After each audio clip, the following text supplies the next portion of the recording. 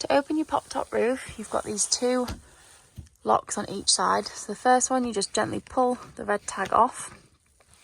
And then the next one, you just want to lift this black lever up and slide the whole thing down until it unclips from the metal support bar. And then you want to do the other side as well. And then you want to just push the roof up, making sure you've got a door or a window open just for the change in air pressure. And then when your pop-top's all the way up, you've got your large bed space above. When you want to bring your pop-top down, you want to grab onto your handles and then gently pull the roof down.